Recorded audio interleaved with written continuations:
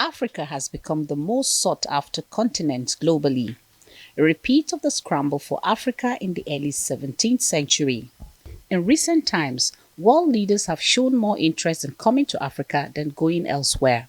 US Vice President Kamala Harris visited Ghana, Tanzania, and Zambia. In March, US Secretary of State Antony Blinken visited Ethiopia, and the US First Lady visited Namibia and Kenya, focusing on the regional food crisis and public health issues. Linda Thomas-Greenfield, the US Ambassador to the United Nations, visited Ghana, Kenya, Mozambique, and Somalia. Chinese President Xi Jinping visited South Africa on his first ever visit to the continent. US Treasury Secretary Janet Yellen, Pretoria, South Africa, the final country stops on her 10-day visit to Africa. The Chancellor of the Federal Republic of Germany, Olaf Scholz, visited Nigeria on the invitation of Nigeria's President Bola Tinubu. France Minister of Europe and Foreign Affairs Catherine Colonna visited Nigeria last month. China's top diplomat Wang Yi was also here in Nigeria's capital, Abuja.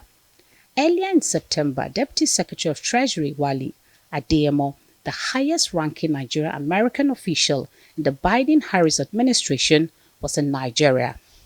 On October 2nd to 4th, Senior Coordinator for Atlantic Cooperation Ambassador Jessie Le Pen visited Nigeria, her first global stop to find opportunities in the marine and blue economy spaces.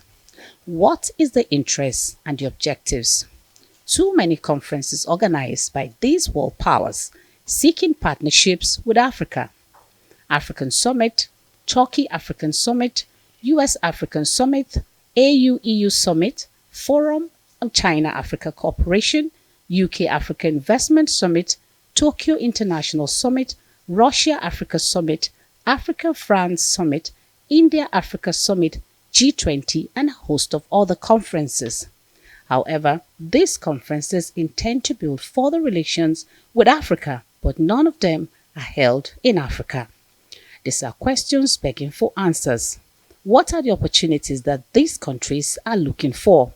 What are the expected outcomes for these conferences? Punaraman Benjamin, Arise News.